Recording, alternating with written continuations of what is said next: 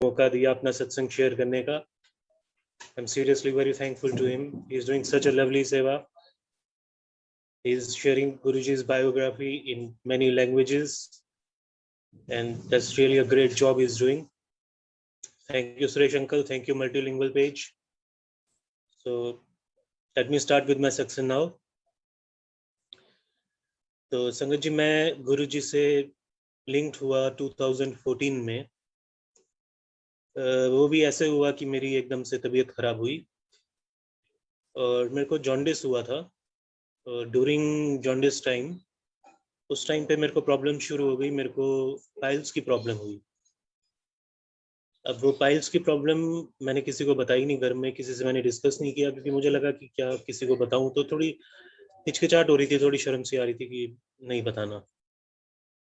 Aahista Aahista problem इतनी बढ़ गई कि मतलब बहुत ज़्यादा तबीयत खराब रहने लग गई।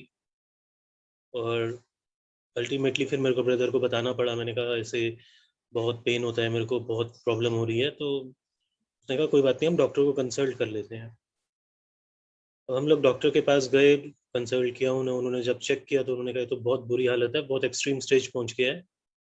पहले हॉर्स शूज बनते हैं, फिर फिशर्स बनते हैं। कहते हैं फिशर्स बन चुके हैं, इसका तो ऑपरेट ही करना पड़ेगा और कोई इसका इलाज नहीं है। तो जब उन्होंने टेस्ट वगैरह किया तो टेस्ट में उन्होंने ये देखा कि मेरे को जॉन्डिस है। तो उन्होंने कहा जब तक जॉन्डिस आपका कंट्रोल में नहीं होगा तब तक तो it's not possible to operate.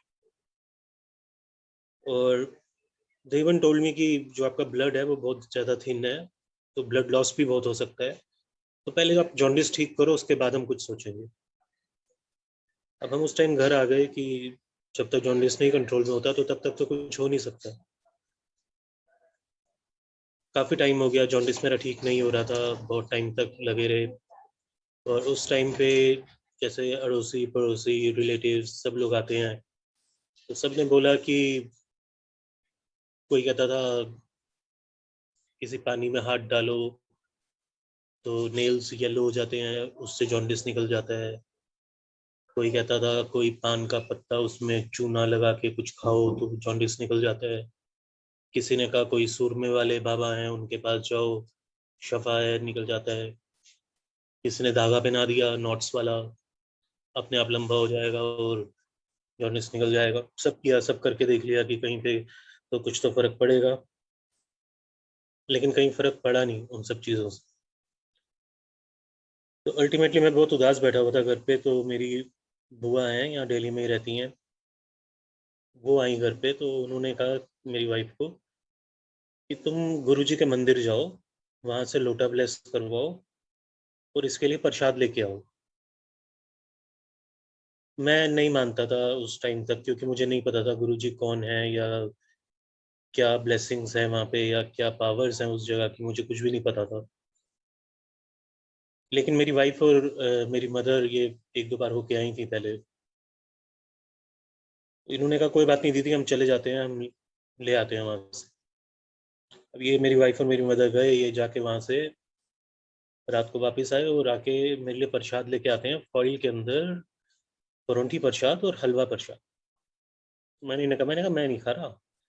मुझे तो डॉक्टर्स ने मना किया है कि फ्राइड नहीं खाना और ऑयली नहीं खाना, और तुम हलवा खिला रहे हो, परोंठी खिला रहे हो, मेरे को जॉन्डिस है, मैं नहीं खाऊंगा। तो मेरी वाइफ ने कहा यार गुरु जी का नाम लो और खा लो, कुछ नहीं होता। मैं ठीक है, मैं तुम्हारे रिस्क पे खा लेता हूँ। मैंने कहा बाकी मुझे इन सब चीज़ों पे विश्वास नहीं है, लेकिन मैंने खा लिया। अब संगत जी, जो जॉन्डिस मेरा इतने टाइम से, मेरे ख्याल से 3-4 महीने तक जो कंट्रोल में नहीं आया था, वो मैं रात को रोटी प्रसाद खाता हूँ, हलवा प्रसाद खाता हूँ, और सुबह मैंने टेस्ट कराया तो मेरा जॉन्डिस कंट्रोल। मैं तो शॉक्ड हो गया। मैंने कहा ये कैसे हो सकता है यार, इतने टाइम से जो कंट्रोल में नहीं आया वो एक रोटी प्रसाद और हलवा प्रसाद खाने से कंट्रोल में आ गया। तो थोड़ा सा मन में वो चीज़ आई कि नहीं, इस जगह में कुछ तो पावर्स हैं, कुछ है जो कि ऐसे जॉन्डिस मेरा एकदम से ठीक हो गया। तो फिर हम डॉक्टर के पास गए, डॉक्टर को हमने जाके रिपोर्ट्स वगैरह दिखाई तो उन्होंने कहा ठीक है अब हम ऑपरेट कर सकते हैं।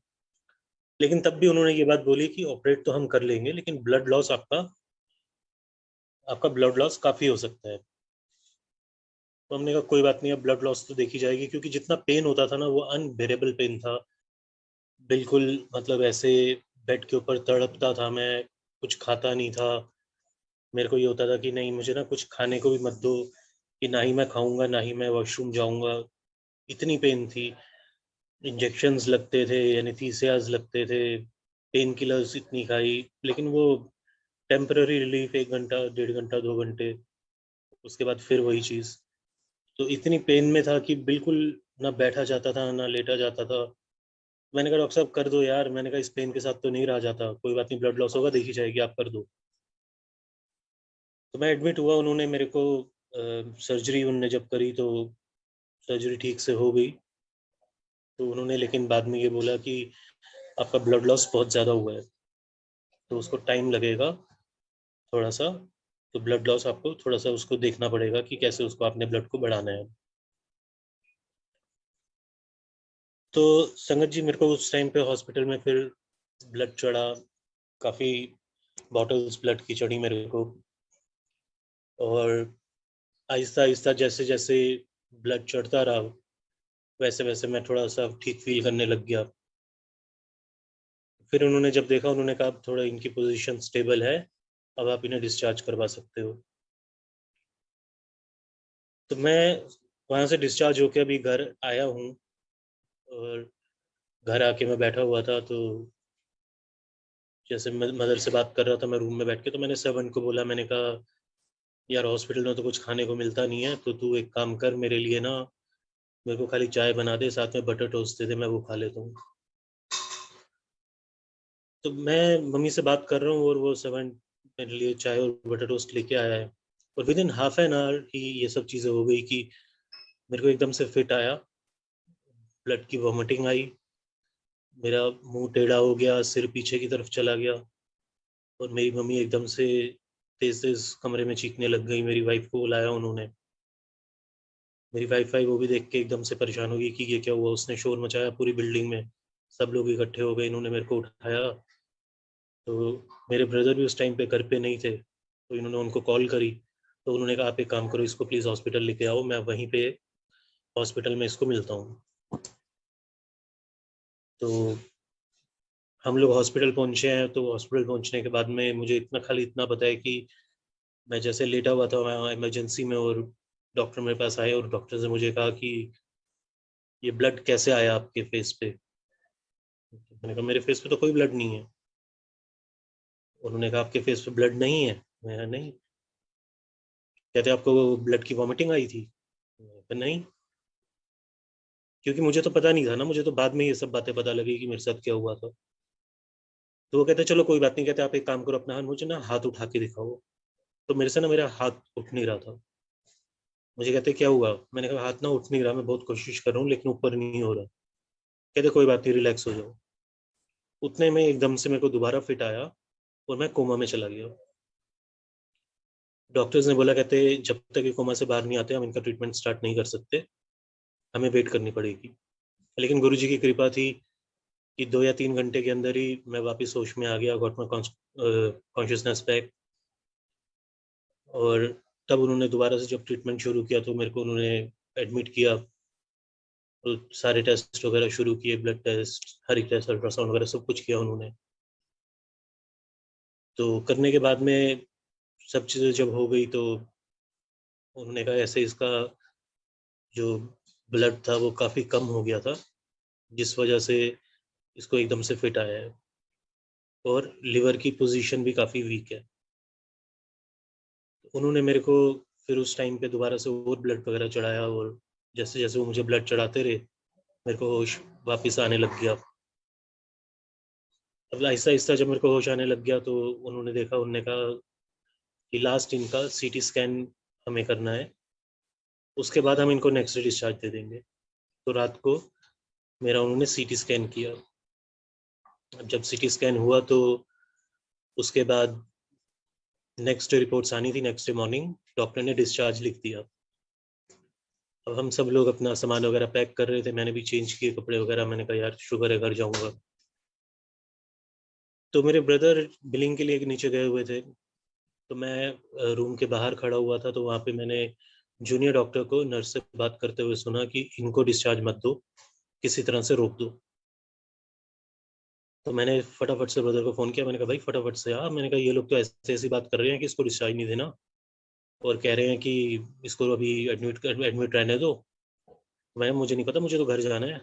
कहता तू टेंशन मत ले, मैं आ रहा हूँ। मेरे ब्रदर आए, उन्होंने मुझे कहा, कहते कोई बात नहीं, तू चल, मैं देख लूंगा बाद में। तो वो डॉक्टर के पास गए, इन्होंने बात वगैरह करी उससे, और आके मुझे कहते कहते चल कोई बात नहीं, चल घर चल। अब हम लोग कार में थे, तो मैंने ब्रदर को पूछा, मैंने कहा क्या कहता, क्या डॉक्टर? कहता कुछ नहीं।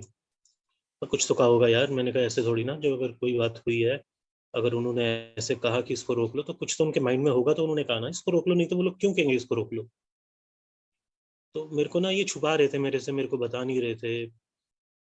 मैंने जब बहुत ज्यादा कंपेल किया, बहुत ज्यादा पूछा ब्रदर से, तो मुझे कहता कि यार कुछ नहीं, तेरे लिवर के ऊपर ना उनको कुछ नजर आया है सीटी स्कैन में, वो कुछ भी हो सकता है यार। कहता अभी वो उस पे देख रहे हैं कि क्या है, शाम तक डॉक्टर्स बताएंगे कि क्या चीज़ है, कुछ उनको नजर आया है। मैंने भी इतना ज़्यादा सीरियसली नहीं लिया, मैंने कहा चलो ठीक है, कोई बात नहीं। तो हम लोग घर आ गए। घर आने के बाद में शाम को ब्रदर आते हैं, तो उन्होंने बताया कि ऐसे लिवर के ऊपर जो है ट्यूमर डिटेक्ट हुआ है, और ट्यूमर भी जो था वो कैंसरस था। कैंसरस भी था, और बहुत ज़्यादा स्वेल्ड था। तो मैंने कहा अब क्या करना है? कहता डॉक्टर्स कह रहे हैं कि दोबारा एडमिट कराओ और इनका लिवर ट्रांसप्लांट कराओ। मैंने कहा और कोई ऑप्शन नहीं है? कहते नहीं। बहुत परेशान हो गया मैं भी कि ये क्या हो गया मेरे साथ। कहते डॉक्टर्स ने इतना बोला है कि 5 या 6 दिन का ही टाइम है आपके पास, उसमें आपने जो भी करना है आप डिसाइड करो, हमें बहुत जल्दी इसका ऑपरेट करना पड़ेगा। तो मैंने ब्रदर को बोला, मैंने कहा यार देख, अगर करवाना ही है, ऑपरेट कराना ही है कुछ, तो हम लोग मेदांता से कराएंगे। तो ये कहता कोई बात नहीं, मेदांता चल लेंगे। कहता पहले मैं फाइल लेके डॉक्टर्स के पास जाता हूँ, उनसे डिस्कस करता हूँ कि क्या है, कैसे करना चाहिए, उसके बाद ही हम कुछ डिसीजन लेंगे। तो मेरे ख्याल से इन्होंने कोई डॉक्टर नहीं छोड़ा होगा दिल्ली का, कोई गेस्ट्रो नहीं छोड़ा होगा जिसके पास मेरी फाइल नहीं लेके गए ये। और हर किसी का एक ही जवाब था रिपोर्ट्स देख के, कि liver transplant is the only option you are left with. तो ब्रदर ने कहा कि यार सब डॉक्टर्स यही कह रहे हैं कि लिवर ट्रांसप्लांट ही कराना पड़ेगा, उसके अलावा कोई ऑप्शन नहीं है। तो किसी ने बताया कि ऐसे एक डॉक्टर है मेदांता के, बहुत सीनियर डॉक्टर है, बहुत सीनियर गेस्ट्रो हैं, आप उनके पास जाओ, एक बार उनको डिस्कस करो उनसे, तो वो आपको सही गाइड करेंगे। तो ब्रदर उनके पास गए, उन्होंने फाइल वगैरह देखी, तो उन्होंने कहा भाई देखो, फाइल के हिसाब से तो उसको ट्यूमर है लिवर के ऊपर, कैंसरस है, बहुत डेंजरस है, और लिवर ट्रांसप्लांट ही ऑप्शन है। तो कहते हैं हाँ हम इतना ज़रूर कर सकते हैं कि आप कल मॉर्निंग में इनको एडमिट कराओ मेदांता में, और मतलब आप जब तक आप डोनर अरेंज करोगे, इन द मीन वाइल हम लोग कोशिश करते हैं कि इसका ट्यूमर बर्न करें। तो जितना वो हम कर पाएंगे हम उतना करेंगे, उससे आपको थोड़ा सा टाइम मिल जाएगा, जिससे कि आप कोई डोनर अरेंज कर लो। तो उन्होंने कहा चलो ठीक है डॉक्टर साहब, हम कल सुबह आते हैं। तो अब जब मैं घर था, तो कोई ऑप्शन नहीं थी, कोई ऑप्शन नहीं बची थी, सब डॉक्टर्स के आए थे, हॉस्पिटल्स के धक्के खा लिए थे, सब कुछ कर लिया था। लेकिन फिर वो मन के अंदर एक वो चीज़ थी कि गुरु जी के यहाँ कुछ है, वहाँ कुछ पावर्स थी, उन्होंने मेरा जब जॉन्डिस ठीक कर दिया, तो वो यहाँ पे भी कुछ ना कुछ ज़रूर मिरेकल दिखाएंगे। तो मैंने वाइफ को बोला, मैंने कहा मेरे को गुरु जी के मंदिर ले चलो। मेरी वाइफ ने कहा आपको क्या हो गया, आपने वहाँ जाना है? मैंने कहा एक वही ऑप्शन मुझे नज़र आ रही है लास्ट, उसके अलावा तो कोई ऑप्शन है नहीं, और कल तो एडमिट होना ही है, तो उससे पहले एक बार ही चलते हैं, मत्था वत्था टेक आएंगे यार। तो इससे मेरी वाइफ ने कहा कि आप ड्राइव तो कर नहीं सकते हो, कैसे जाओगे? मैं कैब मंगा लो यार, कैब में चल लेंगे। तो कैब, संगत जी हमने कैब मंगवाई, कैब में बैठे, और हम लोग गुरु जी के आश्रम गए। अब वहाँ जाके मेरे को तो यही था कि मैं फर्स्ट टाइम गया था, उससे पहले मैं गया नहीं था, तो मेरे को ये था कि नॉर्मल मंदिर की तरह होगा, जैसे लोग आते हैं, भीड़ भड़का होगा, धक्का मुक्की होगी, दर्शन करो, प्रसाद लो और चलो। लेकिन जब मैं वहाँ पहुंचा तो मुझे ऐसा कुछ लगा ही नहीं, इतना सिस्टमेटिकली सब चीज़ें चल रही थी। तो मैंने वाइफ को मैंने कहा यार ये मंदिर है। मेरी वाइफ ने कहा हाँ मंदिर है। यार इतना सिस्टमेटिकली सब चीज़ें चल रही हैं यहाँ पे। कहती है ऐसे ही होता है। तो हम लोग अंदर गए, अंदर जाके जिस टाइम पे मेन हॉल में गए जहाँ गुरु जी की गद्दी लगी हुई है, वहाँ मेरी वाइफ ने रिपोर्ट्स रख दी। और मेरी वाइफ ने कहा कि गुरुजी ये रिपोर्ट्स ब्लेस कर दो, बहुत कुछ सुना है आपके बारे में कि आप लोगों की रिपोर्ट्स चेंज कर देते हो, रातों रात रिपोर्ट्स बदल देते हो। अगर आपने मेरे हस्बैंड की रिपोर्ट्स बदल दी तो मैं जिंदगी भर आपकी सेवा करूंगी। उतने में सेवादार ने बोला कि आंटी आप आगे जाइए लाइन में, रिपोर्ट्स आपकी ब्लेस होती हैं, मैं आपको दे देता हूँ। उतने में उन्होंने आके रिपोर्ट्स दे दी।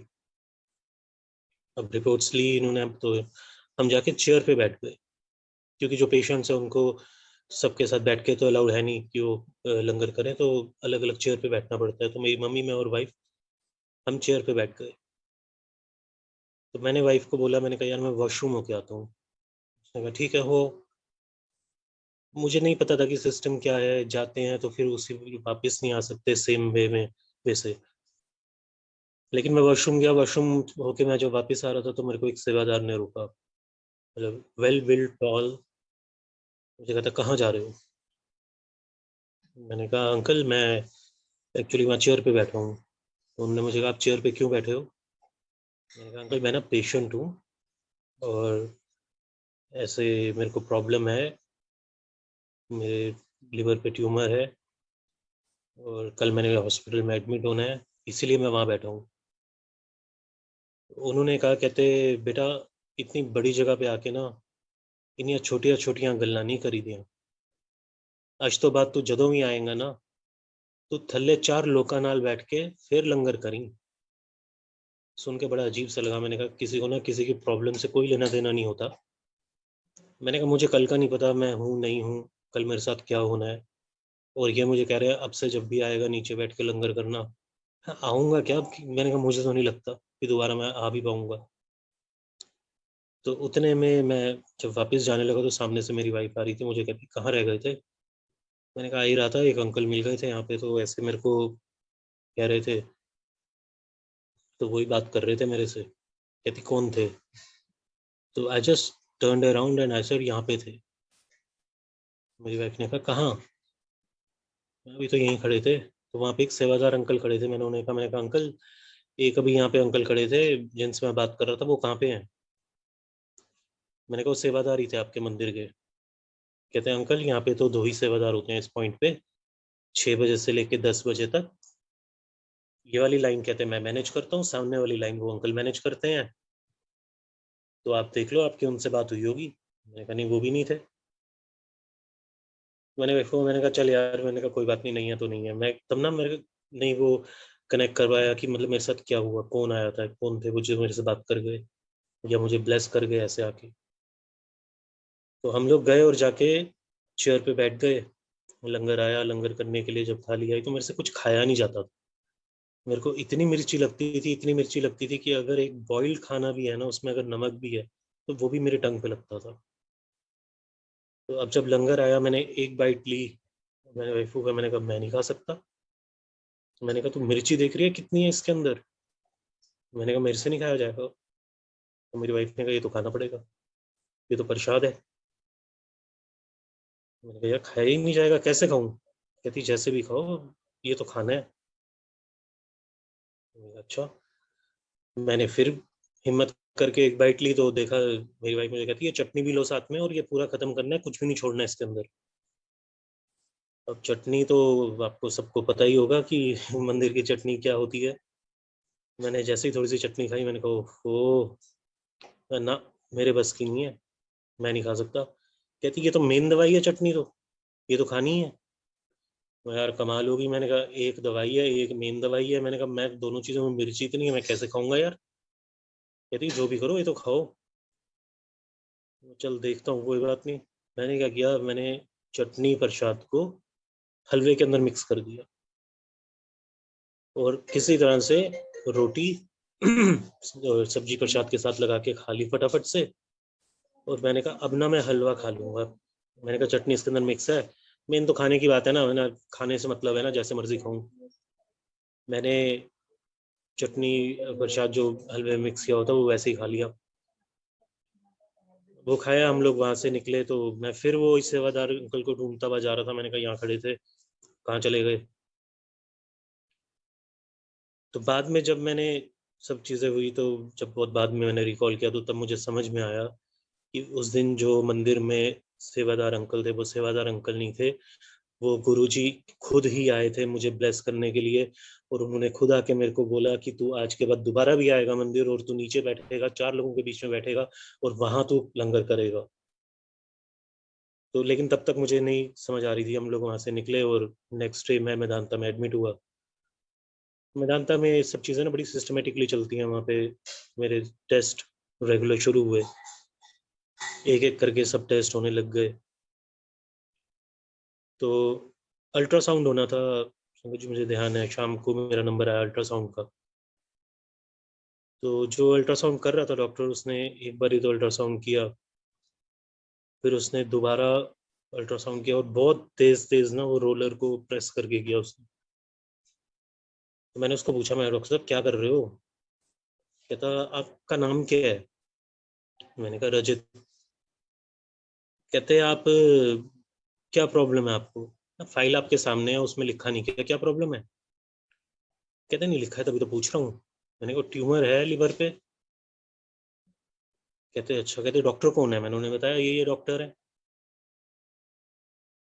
कहते ठीक है। तो उन्होंने उसी टाइम वहां से कॉल किया डॉक्टर को और बोला ऐसे आपके पेशेंट हैं यहाँ पे, रजित मारवा, रूम नंबर इससे। तो रिपोर्ट्स के अकॉर्डिंगली ट्यूमर डिटेक्ट हुआ है इनके लिवर के ऊपर, लेकिन मैं जो अल्ट्रासाउंड में देख रहा हूँ मुझे कोई ट्यूमर नजर आ नहीं रहा। उन्होंने कहा कोई बात नहीं, आप रिपोर्ट तैयार करो, इनका सीटी स्कैन करवाएंगे। मेरे को उन्होंने रूम में जैसे भेजा, मैं बाहर गया तो मेरी वाइफ ने कहा क्या हुआ? मैंने कहा यार अल्ट्रासाउंड हुआ तो है लेकिन उनको ना कुछ नजर नहीं आया। उन्होंने काफी देखा, 2 बारी मैंने कहा उसने अच्छी तरह से किया, उसको कुछ नजर नहीं आया। तो मेरी वाइफ ने कहा चलो बोलो जय गुरु जी, जय गुरु जी। तो हम रूम में चले गए। रात को दोबारा से आते हैं ये लोग मेरे पास, कहते हैं आपको सीटी स्कैन के लिए लेके जाना है। मैं डर गया था सीटी स्कैन से, क्योंकि जब पहले भी मेरा जो डिटेक्ट हुआ था वो सीटी स्कैन में ही डिटेक्ट हुआ था। मैंने वाइफ को कहा, मैंने कहा यार सीटी स्कैन नहीं करवाना यार, मैंने कहा इसमें ना कुछ आ जाएगा। कहती कि कुछ नहीं आता, आप चिंता ना करो। मैंने कहा नहीं यार, मैंने कहा पहले भी जब कराया था ना तो किसी रिपोर्ट में कुछ नहीं आया था, लेकिन सीटी स्कैन में वो बिल्कुल साफ साफ आ गया था। तो वाइफ ने क्या किया, इसने मुझे गुरु जी का लॉकेट पहनाया धागे में, और मुझे कहा इसको उतारना नहीं है, चाहे आपको कोई कुछ भी बोले, आप इसको उतारना मत। बहुत ज्यादा अगर कोई नहीं मानेगा तो आप इसको उतार के अपने हाथ में रख लेना, लेकिन अपने से अलग मत करना। मैंने कहा ठीक है। मुझे सीटी स्कैन के लिए लेके गए। तो जैसे वो मशीन के अंदर डालते हैं पूरा, तो मेरे को उससे पहले उसने बोला कि आपको ये लॉकेट ना उतारना पड़ेगा। मैंने कहा ये लॉकेट तो मैं नहीं उतारूंगा। कहते सर इस लॉकेट के साथ तो स्कैनिंग नहीं हो पाएगी। मैंने कहा इसके बिना मैं करवा नहीं पाऊंगा। कहते मैंने कहा और वैसे भी प्रॉब्लम क्या है, प्लास्टिक का लॉकेट है, थ्रेड के अंदर है, क्या प्रॉब्लम है? कहते नहीं प्रॉब्लम वो कुंडा है। कहते कुंडा तो मेटल है ना। कहते वो मैग्नेटिक फील्ड होता है अंदर पूरा,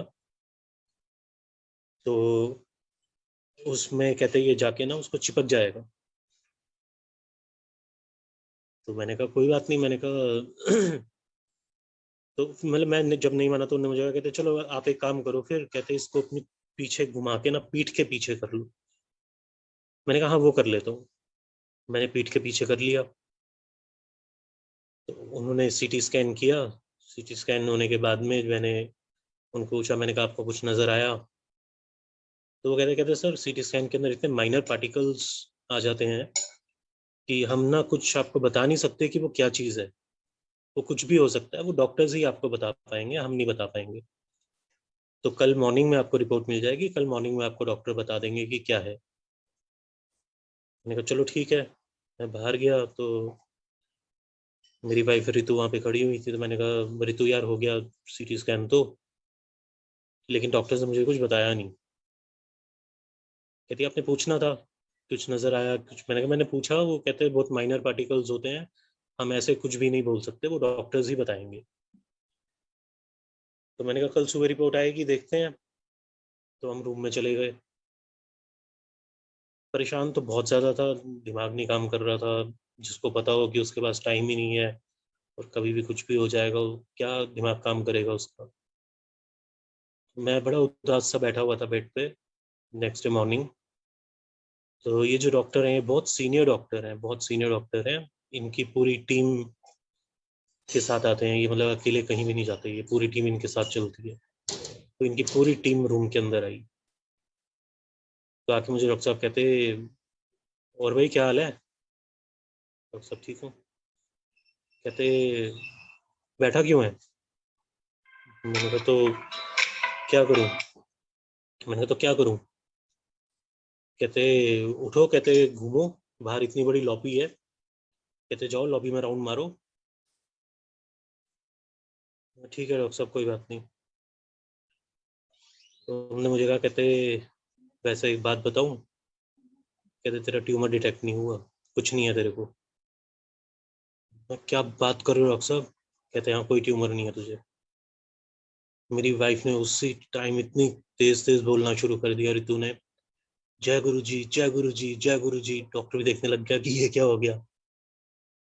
तो मैं भी बहुत खुश हुआ। तो डॉक्टर ने कहा, कहता फिर भी अभी आप वेट करो, शाम को हम दो तीन डॉक्टर्स बैठ के डिस्कस करेंगे, उसके बाद कहते आपको फाइनल रिपोर्ट देंगे। तो शाम को मैं संगत जी फिर वहाँ पे ना, मतलब थोड़ा सा मन खुश हो गया, थोड़ा सा ठीक हो गया कि नहीं यार मुझे कुछ नहीं हुआ, मैं बच गया। मैं बाहर निकला, लॉबी में अपना घूमना उमना शुरू किया, मैंने चक्कर काट रहा था। तो डॉक्टर की फिर से पूरी टीम आती है। डॉक्टर सर इसने मेरे को ना पीछे बैक पे टैप करता, मुझे कहता क्या कर रहा है? मैं कुछ नहीं डॉक्टर साहब, बस राउंड मार रहा था। कहते कॉन्ग्रेचुलेशन यार, तुझे कुछ भी नहीं हुआ, जा रूम में आ। मैं रूम में गया, तो उन्होंने कहा कि फाइनल रिपोर्ट आपकी ये रही, आपको कुछ भी नहीं है। डॉक्टर साहब अगर नहीं है कुछ तो फिर डिस्चार्ज दे दो ना यार। कहते हाँ तो ले लो डिस्चार्ज, कल मॉर्निंग में चले जाओ। मैंने कहा ठीक है। तो नेक्स्ट डे मेरे को डिस्चार्ज मिल गया, मैं घर आया। उसके बाद मतलब मेरा मेडिसिन वगैरह तो खैर उन्होंने स्टार्ट कर दी थी, क्योंकि लिवर में प्रॉब्लम तो थी ही, लिवर में प्रॉब्लम तो थी ही। तो उन्होंने सब शुरू कर दिया था, मेडिसिन वगैरह। तो मैं घर आया, घर आने के बाद में मतलब पता नहीं क्या था, जिस दिन मैं मंदिर गया था, तो मंदिर जब मैं गया ना, तो वहाँ बोर्ड पे लिखा हुआ था कि रिक्वायर्ड सेवादास फॉर पार्किंग सेवा, और फोन नंबर लिखा हुआ था। तो मैंने वो फोन नंबर पता नहीं क्यों फोन में सेव किया था, जबकि मेरे मन में नहीं था कि मेरे को सेवा करनी है या मैं कल को कुछ ऐसा करूंगा। लेकिन फिर भी मैंने उसमें अपने फ़ोन में सेव कर लिया था नंबर। तो घर आते ही मैंने सबसे पहला काम ये किया, मैंने उस नंबर पे कॉल किया। तो एक अंकल ने कॉल उठाया, वो कोऑर्डिनेटर थे पार्किंग के। मैंने कहा अंकल ऐसे मुझे ना सेवा करनी है मंदिर में। उन्होंने कहा क्यों सेवा करना चाहते हो और कब से आ रहे हो मंदिर? मैंने कहा अंकल एक बार ही आया हूँ। कहते एक बार ही आए हो? मैं, हाँ जी। कहते गुरु जी के बारे में क्या जानते हो? मैं, जी गुरु जी के बारे में ज़्यादा कुछ नहीं जानता, बस यही जानता हूँ कि उस जगह में मिरेकल्स बहुत है, ताकत बहुत है, अच्छे अच्छे बीमार लोग वहाँ के ठीक हो जाते हैं। कहते ऐसा आपसे किसने कह दिया? मैंने कहा मेरा एक्सपीरियंस है पर्सनल। कहते क्या है? तो मैंने उनको सुनाया। तो उन्होंने वहां से मुझे रिप्लाई किया, कहते जय गुरु जी। कहते अंकल जब आपको गुरु जी ने इतना ब्लेस कर दिया, तो हम लोग कौन होते हैं आपको मना करने वाले सेवा से? कब करना चाहते हो सेवा? मैंने कहा अंकल मंडे मेरा ऑफ होता है, मैं मंडे कर लूंगा। तो उन्होंने कहा ठीक है, आ जाओ मंडे को, आके मेरे को मिल लो। मैं मंडे को मंदिर गया, उनसे मिला, मैंने सेवा ले ली। मतलब संगत जी जहाँ मेरा ये हाल था कि अगर मैं अपने बेड से उठ के वॉशरूम भी जाता था ना, तो वॉशरूम से आने के बाद में मेरे को फीवर हो जाता था, मेरी बॉडी में इतनी भी पावर नहीं बची थी, इम्यूनिटी इतनी वीक हो चुकी थी मेरी बॉडी की। और जिस टाइम पे मैंने सेवा ली, मैंने 4 घंटे से सेवा करनी शुरू करी मंदिर में। 4 से 8 घंटे करे, 8 से 12 घंटे करे, 12 घंटे कंटिन्यूसली मैंने सेवा करी है मंदिर में। फिर मेरी वाइफ ने, रितु ने मंदिर में सेवा ज्वाइन करी। इनकी सेवा लगी गुरु जी के झूले पे। आज इनकी मतलब अभी तो खैर लॉकडाउन के कारण, ये कोविड वगैरह के चक्कर में ये लोग, इनकी सेवा अभी नहीं हो रही। तो नहीं तो आज भी इनकी सेवा वहाँ पे गुरुजी की झूले पे होती है बाहर कुटिया पे। तो जैसे कि मेरी वाइफ ने कहा था, गुरुजी आप अगर कुछ मिरेकल कर दोगे तो मैं ज़िंदगी भर आपकी सेवा करूँगी। वो इसने करके दिखाया, आज तक भी कर रही है। चाहे सुबह इसने उठना है मंडे को, आंधी हो, तूफान हो, जो मर्ज़ी हो, धूप हो 47 डिग्रीज़ में भी बाहर खड़े होके मार्बल के फर्श पे नंगे पैर सेवा करी है इसने। बारिश में खड़े होके पूरी भीग रही होती है, सेवा करी है। ठंड के टाइम पे इतनी ठंड कि पैरों से ठंड चढ़ती थी पूरे शरीर में, तब भी वहाँ खड़े होके सेवा करी है। ये तो गुरुजी को हमेशा बोलती है, गुरुजी सेवा लेते रहना। तो इसने मतलब आज भी ये बहुत मन से सेवा करती है। तो उसके बाद संगत जी मेरे को जब सेवा मिल गई तो मैंने 3-4 साल मैंने भी सेवा करी मंदिर में। उसके बाद फिर काम वगैरह के चक्कर में मेरे को सेवा छोड़नी पड़ी, लेकिन मेरी वाइफ ने कंटिन्यू रखी है, अभी भी मंदिर में सेवा करती हैं। तो फिर मैंने गुरुजी का बहुत शुक्राना किया। मैंने कहा गुरुजी आपने इतनी मेरे को लाइफ मेरी ब्लेस करी है। तो अब मेरे रेगुलर चेकअप्स वगैरह उसके बाद चलते रहते थे, डॉक्टर्स के पास जाना होता था। तो reports day by day better होने लग गई, ठीक आने लग गई, काफ़ी रिकवर कर गया। फिर उसके बाद अपना नॉर्मल सब कुछ नॉर्मल चल रहा था, लेकिन मतलब ये तो एक 2014 जब मैं जुड़ा तो उस टाइम का सत्संग था, तो उस टाइम पे जब ये सब चीज़ें हो गई उसके बाद सब चीज़ें नॉर्मल चल रही थी। तो मैंने गुरुजी का शुक्राना किया। गुरुजी ने मुझे इतना ब्लेस किया, मेरी लाइफ उन्होंने ब्लेस करी। सब लोग बहुत खुश थे। गुरुजी को मानना शुरू हो गए, मंदिर जाना शुरू हो गए, रेगुलर सब चीज़ें हुई। उसके बाद अभी रिसेंटली जो मेरे साथ दोबारा हुआ, वो हुआ जनवरी में 2021। मेरी वाइफ यहाँ पे नहीं थी, ये पंजाब गई हुई थी। मेरी मम्मी भी नहीं थी यहाँ पे।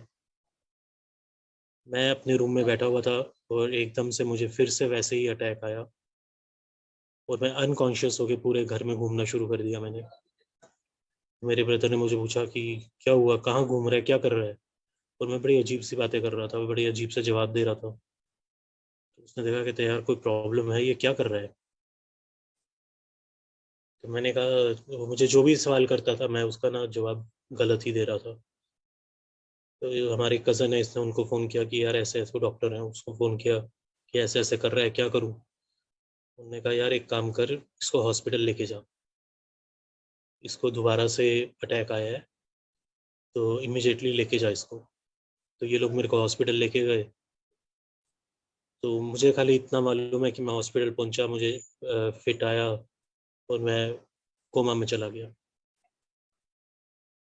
और मेरी 3 दिन तक मुझे होश नहीं आया। मेरे लिवर पे बहुत ज़्यादा वो जॉन्डिस की वजह से जॉन्डिस मेरा बहुत ज़्यादा बढ़ गया था, जो कि मुझे पता ही नहीं लगा कि इतना जॉन्डिस मेरा बढ़ गया। उसने सीधे लिवर पे अटैक किया, लिवर ने एनीमिया रिलीज़ किया, एनीमिया मेरे ब्रेन में चढ़ गया और मैं कोमा में चला गया। उन्होंने बहुत कोशिश करी डॉक्टर्स ने कि किसी तरह से इसको बचा लें, लेकिन 3 दिन तक जब मुझे होश नहीं आई तो लास्ट में उन्होंने जवाब दे दिया मेरे भैया को जाके कि 99% हम कुछ नहीं कर सकते, क्योंकि उसकी बॉडी रिस्पॉन्ड ही नहीं कर रही किसी भी मेडिसिन को, किसी भी चीज़ को। तो हमने बहुत कोशिश कर ली है, लेकिन उसका लिवर रिस्पॉन्स देगा तो हम कुछ कर पाएंगे, लेकिन कहते कोई रिस्पॉन्स आ नहीं रहा है। तो मेरे ब्रदर ने कहा कि डॉक्टर साहब फिर, कहते फिर मिरेकल ही है, कोई मिरेकल अगर 1% काम कर जाए तो बच जाएंगे, नहीं तो कोई उम्मीद तो है नहीं। 3 दिन तो हो गए, कहते वो उनको होश नहीं आ रही। उस टाइम पे संगत जी मेरी वाइफ रितु ने जन्नत द्वार हमने ज्वाइन किया हुआ था, जन्नत द्वार में सेवा करते थे। तो इन्होंने जन्नत द्वार में भी बोला कि ऐसा रजित की तबीयत ठीक नहीं है, हॉस्पिटल में है, डॉक्टर्स ने जवाब दे दिया है। तो सब, मैं आपको बता नहीं सकता, पूरा जन्नत द्वार उस टाइम पे हिल गया था। इतनी प्रेयर्स हुई, इतनी प्रेयर्स हुई मेरे लिए। सब जो मुझे नहीं जानते थे वो तक इतना रोए हैं सुन के कि क्या हो गया उनको। सब ने इतनी प्रेयर्स करी हैं, इतनी ज़्यादा प्रेयर्स हुई हैं। रात को 10 बजे स्पेशली मेरे लिए मंत्र जाप चलता था। उस टाइम पे हर किसी ने बहुत साथ दिया मेरा, मतलब जिस टाइम पे, मैं सही बता रहा हूँ, अपने रिलेटिव्स कोई काम नहीं आया उस टाइम पे, जन्नत द्वार वो परिवार, मेरा गुरु परिवार मेरे काम आया। इतनी प्रेयर्स करी उन्होंने मेरे लिए कि मुझे, कहते हैं ना, वो यमराज के हाथ से छीन के ले आए मुझे ये लोग। और नेक्स्ट डे मेरी वाइफ मेरे से मिलने आई आईसीयू में, मेरे को होश नहीं थी। ये मेरे पास खड़ी हुई, इन्होंने आके मुझे, मेरे मुंह पे जल प्रसाद हल्का सा लगाया। तो जो वहाँ सिस्टर थी, उन्होंने कहा आप क्या कर रहे हैं? तो उन्होंने कहा कुछ नहीं, ये थोड़ा सा प्रसाद है, इनके लिप्स पे लगा रही हूँ सिर्फ। तो जैसे ही वो एक ड्रॉप मेरे लिप्स पे लगी ना, साथ ही मैंने आइस खोल ली। मेरी वाइफ ने कहा जय गुरु जी, जय गुरु जी।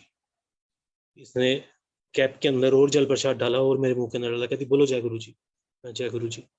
ये एक एक ढक्कन डालती रही और मैं कंटिन्यूसली जय गुरु जी, जय गुरु जी, जय गुरु जी, जय गुरु जी, जय गुरु जी बोलता रहा। फिर मेरी वाइफ ने क्या किया, उस टाइम पे 4 बज रहे थे, 4 बजे हमारा जन्नत द्वार का सत्संग शुरू हो जाता है। तो वो सत्संग शुरू हुआ, तो मेरी वाइफ ने फोन पे ऑन किया, इसने मुझे कहा देखो जन्नत द्वार। मुझे ना एकदम से माइंड में स्ट्राइक किया कि जन्नत द्वार सुना हुआ है नाम, बहुत सुना हुआ है, बहुत सुना हुआ है।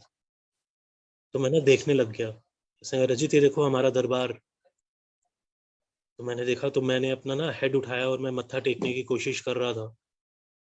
तो सिस्टर ने बोला कि "अ, आप क्या कर रहे हैं?" तो मेरी वाइफ ने कहा कि सिस्टर वो भजन सुना रही हूँ इनको। तो उन्होंने कहा अच्छा, अगर भजन सुना रहे हो तो सुना दो, लेकिन कोई वीडियो वगैरह मत बनाना, अलाउड नहीं है। तो मेरी वाइफ ने कहा आप टेंशन ना लो, मैं वीडियो नहीं बना रही, मैं सिर्फ इनको सत्संग सुना रही हूँ। उन्होंने कहा चलो सुना दो। तो ये फिर ऋतु मेरे को दिखा रही कि रजित ये देखो क्या है। तो मैंने फिर कोशिश करी कि मैं उठूं और मैं मत्था टेकूं। सिस्टर ने फिर ये चीज़ देखी, तो उसने कहा प्लीज़ आप बंद कर दो इसको, कहते पेशेंट डिस्टर्ब हो रहा है, वो बार बार उठने की कोशिश कर रहे हैं, उनको अलाउड नहीं है, आप ये बंद कर दो। तो उन्होंने फ़ोन बंद करवा दिया। अब ये जब बाहर गई, उसके बाद ये घर चली गई। तो एक आंटी का इनको ना बार बार कॉल आ रहा था। तो वो आंटी यहाँ पे हमारे पास ही रहती हैं, उनके सत्संग वगैरह होते हैं, बहुत कनेक्टेड सोल है, बहुत प्योर सोल है, बहुत मेडिटेशन करती हैं वो, और गुरु जी से डायरेक्ट कनेक्शन है उनका, बातें करती हैं गुरु जी से। उनका कॉल जन्नत द्वार की हमारी एक बहुत अच्छी सेवादार है गुरजीत, उनको गया। उन्होंने कहा गुरजीत मैं ऐसे ऋतु को बहुत कॉल्स कर रही हूँ, मेरी कॉल उठा नहीं रही है, रजित के लिए एक मैसेज है, मुझे उसको देना है, तो किसी तरह से मेरी ऋतु से बात करा। उन्होंने ऋतु को कॉल किया कि ऋतु आंटी ऐसे ऐसे आप इनको जानते हो, इनको प्लीज़ कॉल करो, ये आपसे बात करना चाहते हैं। तो इसने जब कॉल करी तो आंटी ने कहा कि कुछ नहीं होगा रजित को, तो चिंता ना कर, टेंशन ना ले। गुरुजी, आज मेडिटेशन में मैं गुरुजी के साथ बहुत ज़्यादा कनेक्टेड थी। तो उन्होंने मुझे बोला कि आप बर्फी लो, बर्फी आपके अपने रजित के हाथ से लगवानी है और गरीबों में देनी है, और ये काम आपने अभी करना है। उस टाइम पे संगत जी मेरे ख्याल से 10 बज रहे थे रात को।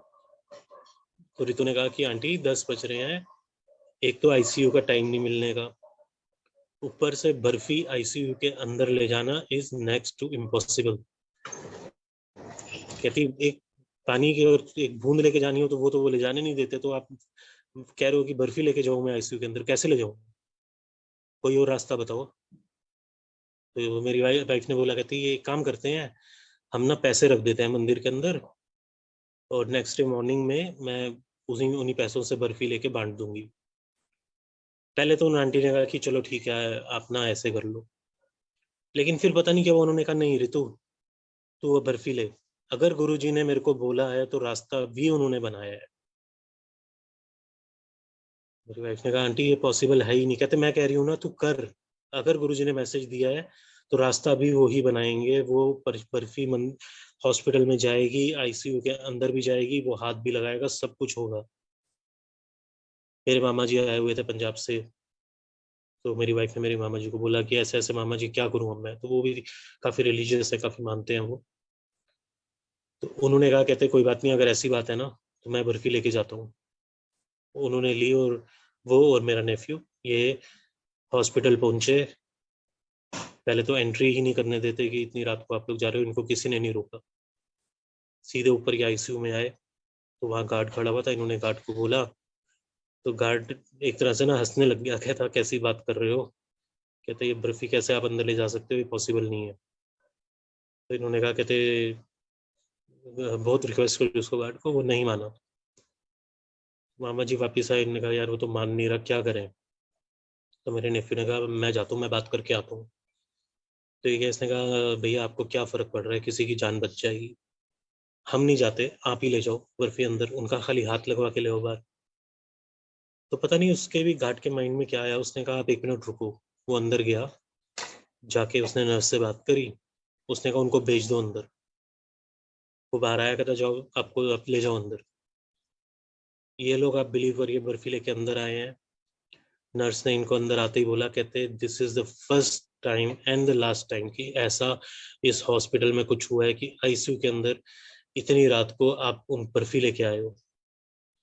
कहते आप प्लीज जो करो जो करना है फटाफट से। तो मेरे मामा जी ने मेरा हाथ लगवाया, उन्होंने मुझे बोला, मैंने आंखें खोली तो उन्होंने मुझे कहा मैं कौन हूँ। मैं किसी को पहचान नहीं रहा था, तो मैं पहले उनको देखता रहा, मैंने कहा नवल भैया। तो मेरे को सिस्टर ने बोला कि पापा है आपके ये। मैंने फिर देखा, मैंने कहा नहीं नहीं, मैंने कहा ये नवल भी हैं। तो उन्होंने सिस्टर को पूछा ये ठीक बोल रहे हैं, उन्होंने कहा हाँ ठीक बोल रहे हैं। कहते अच्छा, तो उन्होंने नोट कर लिया कि मतलब पेशेंट ने रिस्पॉन्ड किया और ठीक रिस्पॉन्ड किया, पहचान लिया उन्होंने। तो बस उसके बाद फिर इन्होंने बर्फी वगैरह दे दी, जैसे उन्होंने गुरु जी का हुक्म था वैसा किया इन्होंने। और उस टाइम पे मतलब इतनी प्रेयर्स हुई, इतना सब कुछ हुआ, जन्नत द्वार ने इतना कुछ किया मेरे लिए, मतलब मैं तो सच बता रहा हूँ, जितना बोल सकूं उनके लिए उतना कम है।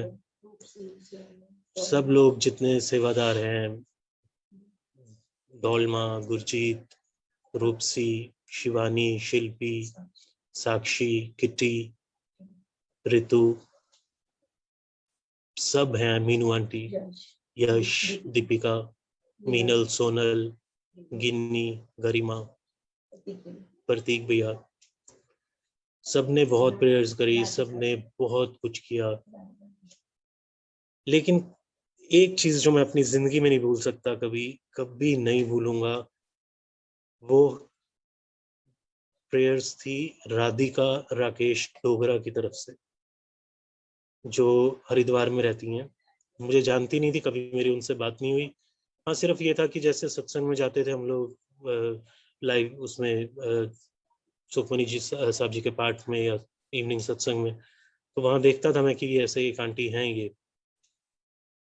संगत जी वो उस टाइम पे खुद हॉस्पिटल में थी और उन्होंने वहां से कॉल करके ये बात बोली थी कि मैंने गुरुजी से प्रे करी है, अरदास करी है कि गुरुजी मेरी लाइफ के कुछ साल कम कर दो और वो रजित भैया को दे दो।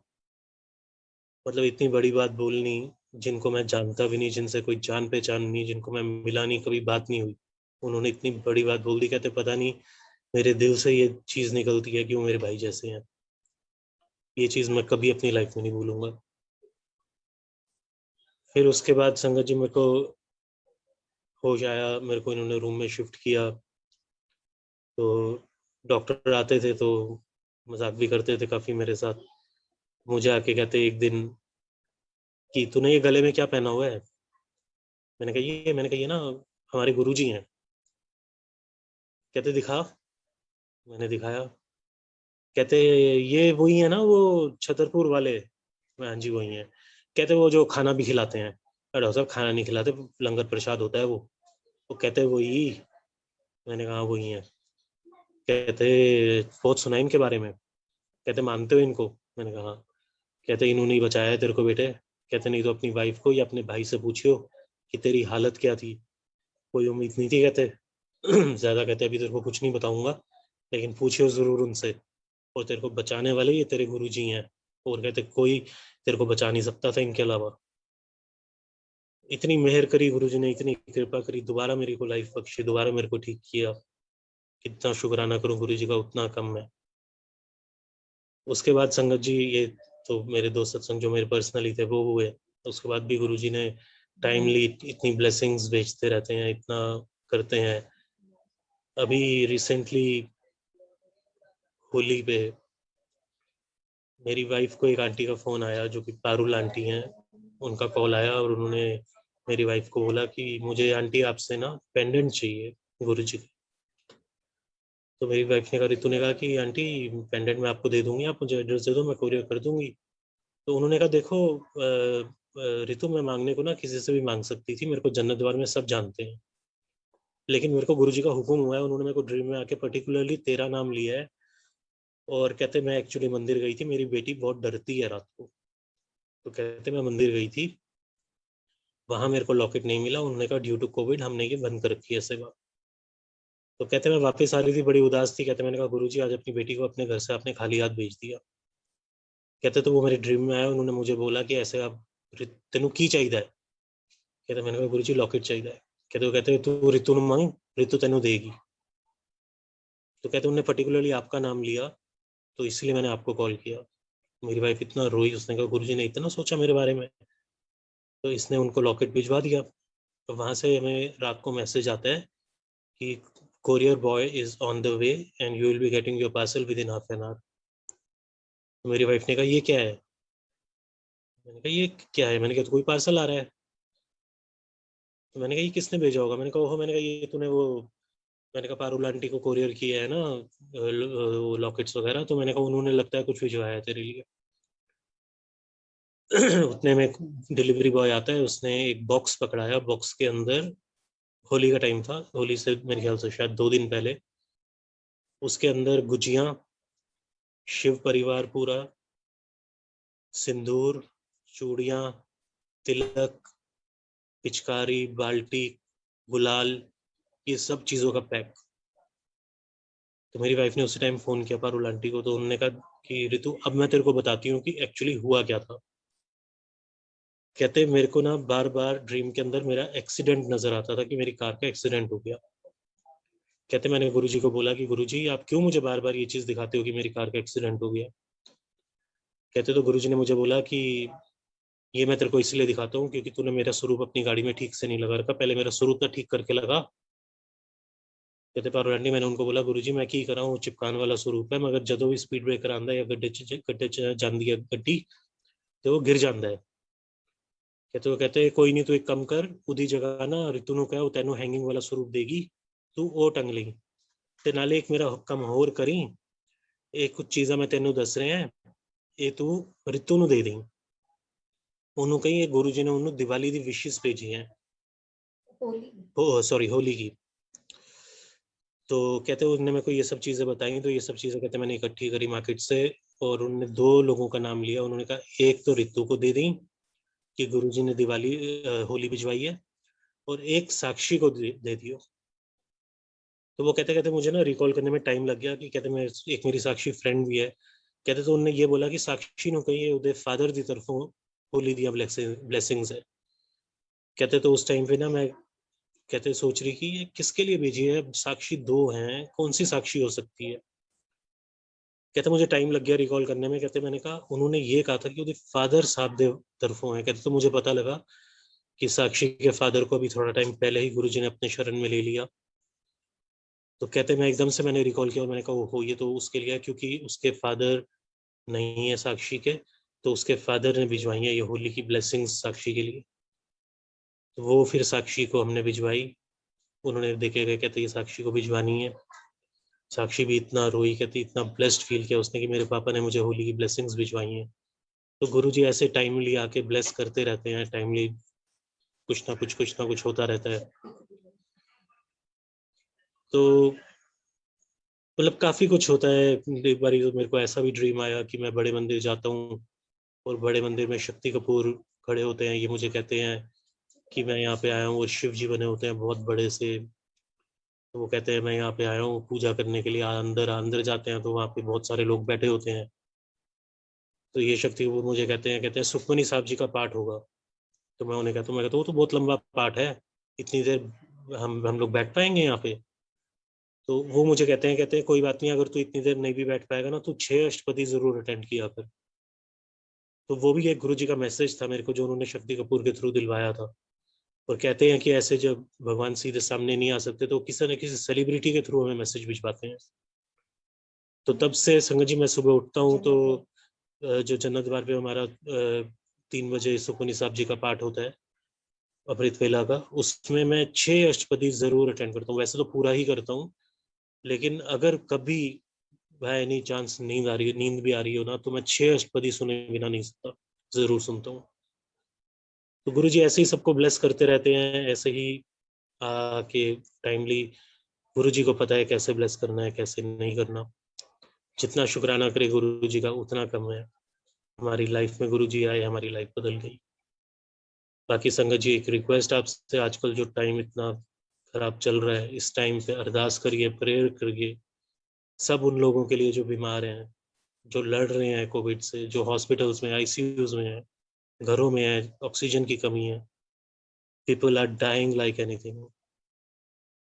इतना सुन सुन के बहुत मन परेशान होता है, लेकिन गुरु जी हैं, सब लोग अरदास अगर करते रहेंगे तो कुछ नहीं होगा, तो जरूर सुनेंगे।